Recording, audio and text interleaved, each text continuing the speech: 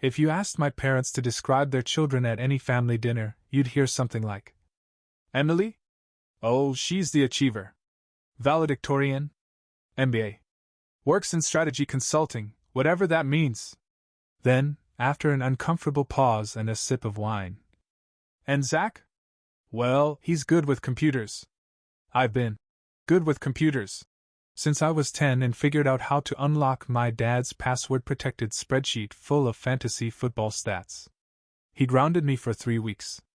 But at every party after that, he proudly introduced me as our little hacker. So, naturally, my entire identity became Zach the IT guy, whether I wanted it or not.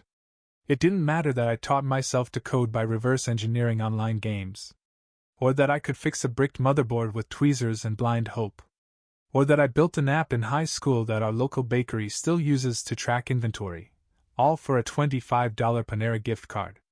None of that meant anything compared to Emily's LinkedIn posts about disrupting the future of logistics and empowering cross-functional innovation, whatever that means. Let me be clear, Emily's not evil. She's just engineered for applause. Everything she does is optimized for maximum praise. School awards? Photocopied and framed. New job? Announced with a Canva infographic. Got stuck in an elevator once? Turned it into a viral thread about resilience. Me? I once posted a meme about Wi-Fi passwords and lost 4 followers. And the thing is, I didn't even resent her. Not really. I just got used to the idea that, in my family, utility was my love language. You fix the printer, you get a thank you. You install the router? You get dinner leftovers. That's it. So when Emily dropped off her laptop one Saturday morning with a casual, "Hey, can you look at this? It's making this weird clicky sound and I have a strategy call in like 2 hours." I didn't question it.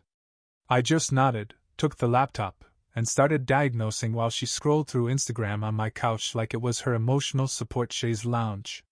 The laptop was a mess. Dust caked inside. A dying hard drive. Software updates overdue by, let's just say the Obama administration was still in office the last time she restarted it properly. I spent 2 hours cleaning, backing up, swapping in a new SSD, reinstalling her apps, and organizing her desktop so it didn't look like a digital junkyard.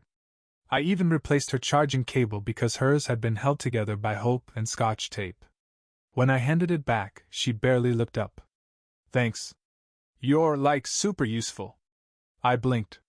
"That's it." She smiled like she was giving me a compliment. "I mean it. You're useful. Not impressive. But useful." Then she left. No thank you note. No. "Wow, you saved my life." Just that smug little nod people give the barista when their coffee order is correct. Useful. Not impressive. I didn't say anything. Didn't snap back. I just sat on the edge of my coffee table, holding her old charger like it was a severed tether to the last shred of dignity I had left. Because that was the moment it hit me. I'd spent years giving away my skills like they were party favors, friends, family, neighbors who needed tech help, all coming to me with their cracked screens and, "Why is my Wi-Fi slow?" texts. I helped because it felt good to be needed. But now it just felt like everyone had me filed under Zach, functional appliance. No one cared how much I knew, or how hard I worked, or that I was trying to launch a freelance gig fixing real back-end systems, not just resetting Aunt Marlene's Facebook password. They just knew I'd say yes, and show up, and do it for free. That night I couldn't sleep. Not because I was angry, though yeah, I kind of was. But because something inside me shifted. Some flicker of a thought I hadn't let myself believe in years. What if I stopped being useful for free? What if, instead of fixing Emily's mess for compliments she didn't mean, I focused on people who actually saw what I could do? I didn't know what that looked like yet. But I knew I was done with unpaid tech therapy. So I rewrote my freelance site. Rebuilt my portfolio. Reposted my availability on a couple forums. Even added emergency weekend support. But this time with a rate. It was 2:13 a.m. when the first email came in. Subject line: server down. Urgent. From a name I didn't recognize. But that email? That was the start of everything. The email was short, frantic, and written like someone had just spilled Red Bull on their keyboard. Subject: server down. Urgent. Found your profile on Freelance Tech now. Internal servers dead. Locked out of everything. CTO is spiraling. Can you help tonight? Will pay. Please respond. Sign. Sean D. No last name. No company. Just desperation. Normally, I'd wait till morning. But something about the chaos felt different. Like, finally, someone was treating tech failure like the emergency it usually is. So I called. Second ring. Zach? Depends, I said.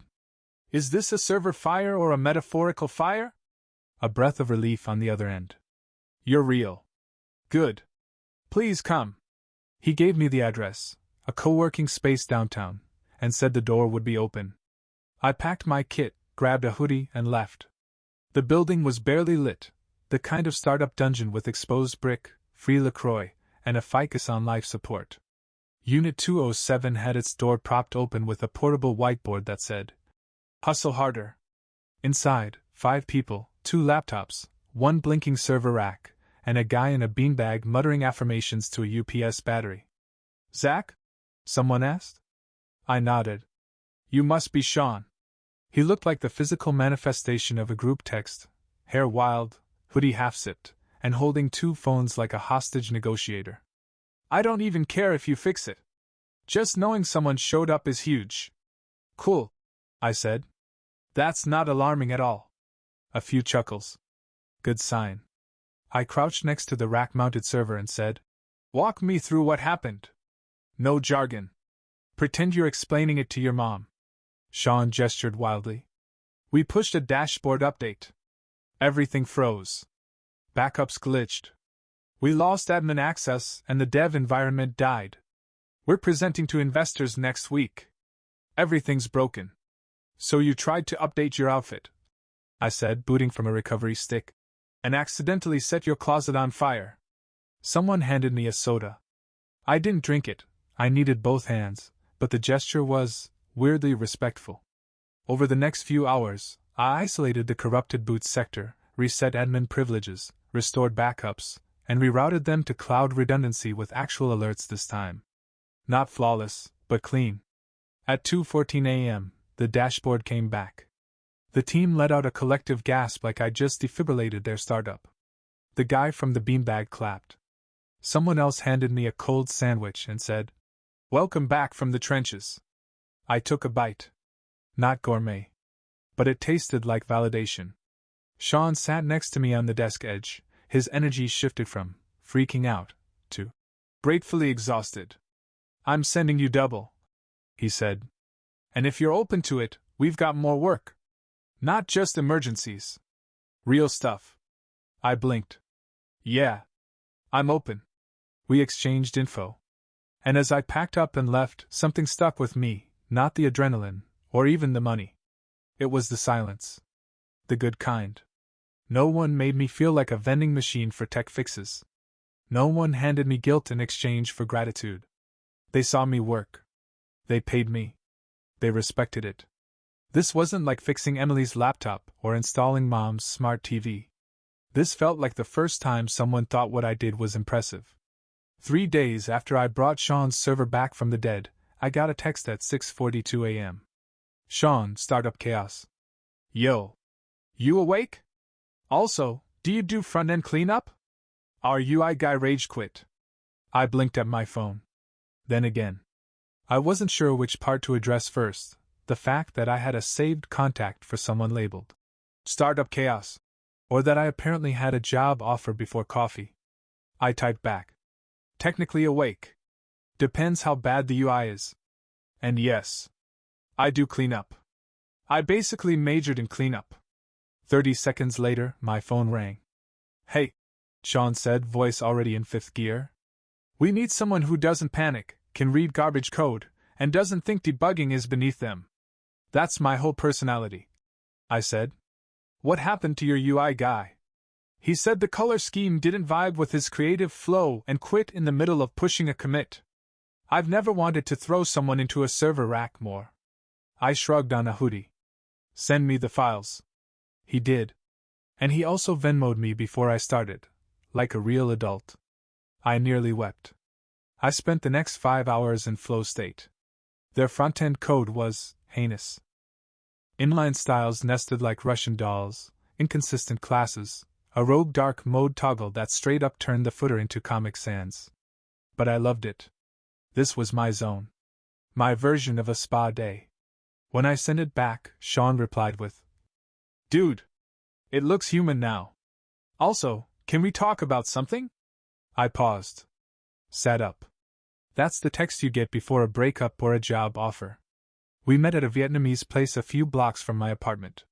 Sean showed up in the same hoodie I'd seen him wear on server night, which confirmed two things. He definitely lived in that thing. This wasn't a corporate meeting. It was something else.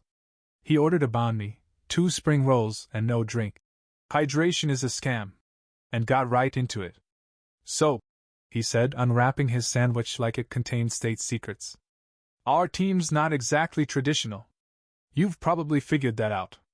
"You mean the CTO who speaks to power strips?" Sean nodded solemnly. "That's Jake. He's also our security lead. Don't let the whispering fool you. He once spotted a data breach using nothing but a gut feeling and a weird log file timestamp." I smiled. "Respect. We've burned through like 4 freelancers in 6 months. Most want portfolio credit and to collab on product vision. You just show up and fix things. We need that. Not glam. Just glue. Glam versus glue." He didn't mean it as a compliment. But it was the nicest thing anyone had said to me in a long time. He continued, "We're building something that might actually take off. Early stage startup, seed funding landed last quarter, we're in the prep phase for Series A. We need someone technical, flexible, and too busy working to post vague quotes on LinkedIn. I don't own a ring light," I said. "So I qualify." He leaned in. "We're not offering full-time yet. Not until we close this round. But retainer work. Recurring. You'd be our go-to." I didn't answer right away. Not because I was unsure, but because I didn't want to seem too eager. Which was stupid. Because I was eager. For the first time in forever, someone was inviting me to build, not just patch. "I'm in," I said. Sean smiled, offered a fist bump, and said, "Let's break stuff, then make it better." When I got home, I sat on my bed and just stared at my ceiling. It wasn't a full-time job. It wasn't flashy. But it was the first time I was picked. Not guilt-tripped. Not begged. Not cornered at a family party by Uncle Terry with a cracked iPhone and a sad story about how he dropped it. Near soup. Picked. For something that mattered. And the weirdest part? I didn't feel imposter syndrome. I felt ready. 3 weeks into the new gig, my kitchen table looked like a cross between a war room and a charging station. Sticky notes, Ethernet cables, and exactly 2 mugs of half-drunk coffee I kept forgetting to finish. I'd never been busier, and never felt more useful. Not Emily's version of useful, like, "Thanks for resetting my Wi-Fi, now can you leave before my book club shows up?" This was real. Tasked. Paid. Respected. Sean would shoot me a message like, "Can you fix the auth issue on the user dashboard?" And just trust me to do it. Number 47 slide pitch deck. No micromanaging. Just, "Here's the problem, go." The team was weird in the best way. Jake, yes, the CTO who once whispered to a battery, turned out to be a cybersecurity savant who could sniff out malware faster than antivirus software.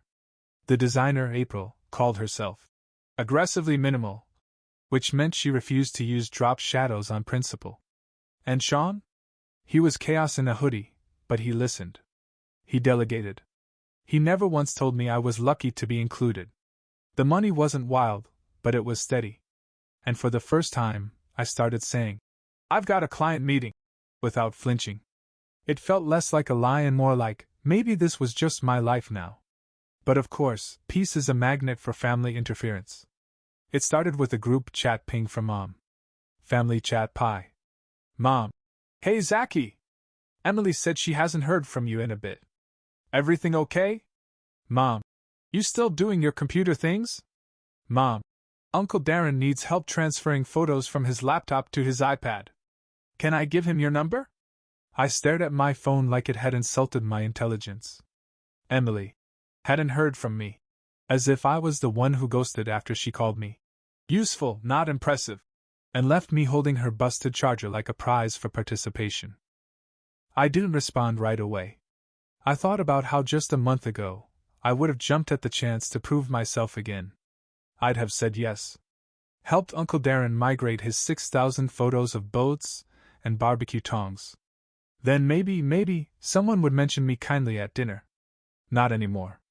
I typed, "Hey Mom. Super busy this month, big project deadlines. Can't take on side tech stuff right now. Hope Darren figures it out." No emoji. No apology. She left me on read for 2 days. When she finally replied, it was just, "Oh. Okay." Translation: How dare you set a boundary, traitor? Meanwhile, back at Startup Land, we were in full sprint mode. Demo day was coming up. The team was prepping the platform, running stress tests, patching bugs like digital whack-a-mole. I offered to help with the back-end caching system, and Jake, yes, the Whisperer, handed me full access without hesitation. "You've got good instincts," he said. "Better than most people we've paid 10 times more." That sentence lived in my chest rent-free for a week. And then something weird happened. Emily texted me. "Emily. Hey. Quick Q, what was the name of that server thing you fixed the other day?" "No." "Hi." "No. Sorry I called you unimpressive and dipped." Just that. I stared at the message, wondering how she even knew. Had Mom said something? Did she see a post? Or was this just one of her usual info grabs disguised as connection? I replied. "The thing I fixed had 6 layers and 300 lines of bad code. You'll need to be more specific." She hit me with the classic, "LOL, never mind." And I laughed. Not because it was funny. Because for once, she was the one without answers. That night, I pushed my last code commit and shut my laptop early. I sat on the couch with actual food, not just chips and air, and scrolled through job boards. Not because I needed one. Because I was curious. Because I had options. And as wild as it sounded, I started thinking about my rates again. Not what I could charge. But what I should. I wasn't scrambling to seem impressive anymore. I just was. Quietly. Steadily. And with receipts. I never posted on LinkedIn. It always felt like yelling into a boardroom full of people who clapped at pie charts. Plus, I didn't have anything worth humble bragging about. That changed when Sean messaged me one morning. "Hey, we're tagging contributors in the post about our demo launch. You cool with that?" I hesitated. Not because I was hiding, but because I knew what tagging meant. It meant visibility. And visibility meant certain people might crawl out of the woodwork. But I said yes. The post went live the next day. A screenshot of our slick new dashboard, some startup jargon, and then, right there in bold, "Big thanks to Zach B. for stepping in and making the impossible happen."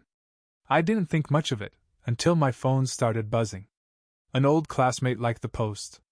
Then a guy I hadn't seen since freshman year econ. Then my mom. Wait. My mom? I opened the app and checked. Yep. There she was. No comment. No like. Just viewed my profile. Then came the cherry on top. Emily. Emily viewed my LinkedIn profile. Twice. You know how some people are stealthy lurkers? Not Emily. She's the kind who clicks through like she's shopping for intel. I stared at the screen, almost laughing. This woman once told me that freelancing is just unemployment with a Wi-Fi password. Now she was creeping my page like it held trade secrets. That weekend, Mom called. Not texted. Not group chatted. Called. "Hi, honey," she sang, like we hadn't barely spoken in weeks. "Just wanted to check in. How's the computer work?" I let the silence hang a beat too long. "It's going well. I saw something online. You were mentioned, in a post. From a company?" "Yeah," I said casually. "Startup I've been working with." Oh, that's wow. Is that like full-time now? Nope. Contract. But they treat me well. She didn't know what to do with that. No 401k? No dental plan? How could I possibly be content? Then she dropped the real question. Emily said she was surprised to see that. She thought you were still doing those little projects for friends. Ah. There it was. I smiled. Tell her things change. A few days later, I went over to my parents' place for dinner. First time in months. Emily was already there, of course. Perched at the dining room table with her laptop open like a judge presiding over the dinner rolls. She didn't look up when I came in. Just, oh. Hey. I sat down, said nothing. 15 minutes in, during salad, she dropped it casually. So, how long have you been working with Sean? I blinked. Since the server crash, I said. She looked surprised I didn't try to deny it. Didn't know you did infrastructure. I shrugged. Didn't know you checked my profile twice in 24 hours. She flushed. Not a lot. Just enough to clock it. I was just curious, she muttered. Sure, I said. Curiosity's healthy. Dad cleared his throat. Zach's been doing really well lately. Right, son? That was new. Praise at a dinner table from him? What timeline was this? Emily stabbed her lettuce like it owed her money. After dinner, she pulled me aside. Look, she said. I know we don't talk much. But Sean's company, they're legit? They are. And you're working with them, like on real stuff? Yep. She looked almost lost. But how did that ever happen? I showed up, I said. Did the work. Didn't ask for applause. She didn't respond. Just stared at me like she was trying to relearn who I was.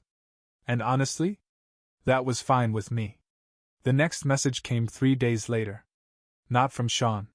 Not from my mom. From Emily. Hey. Got a sec?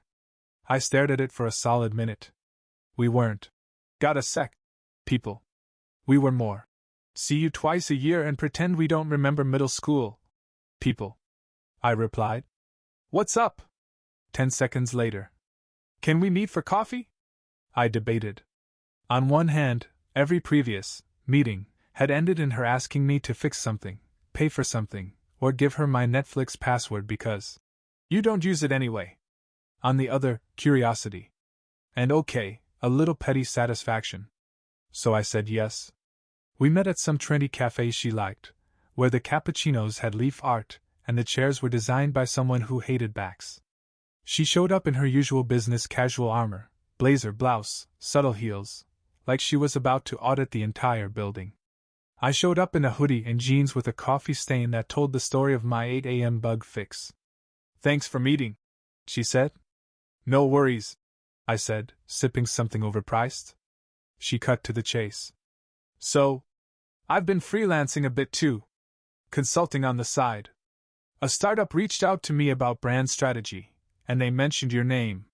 My eyebrows went up. Yeah? Yeah. They said you came highly recommended, that you've been helping build their back end, and that the system actually runs smoothly now. Sounds like me. She hesitated.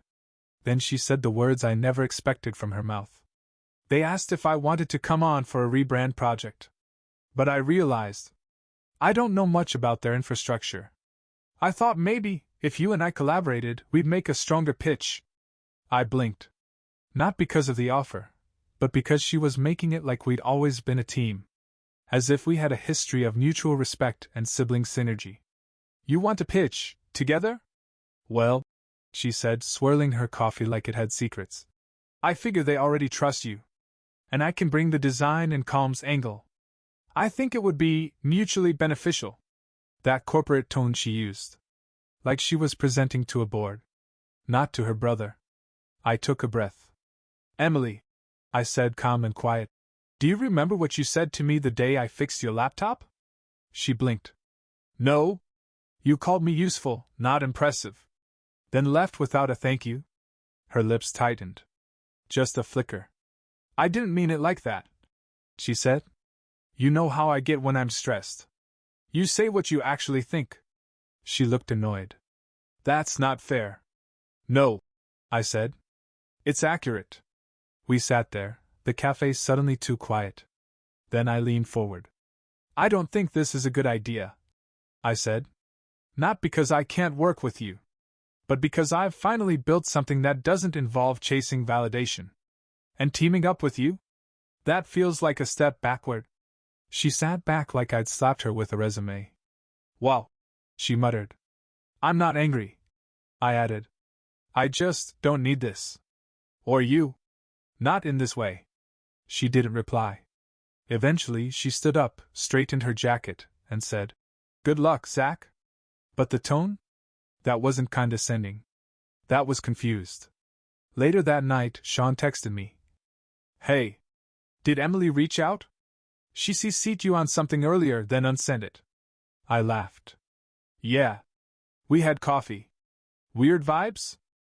Let's just say, she's learning I don't just fix screens anymore.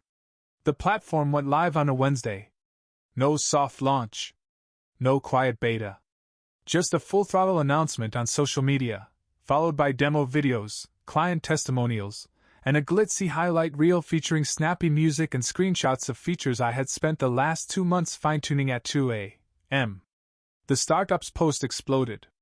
It got picked up by a mid-tier tech blog. One of the VC partners retweeted it with fire emojis. The comment section was full of phrases like, Finally, someone built this right, and seamless user experience. Sean tagged everyone.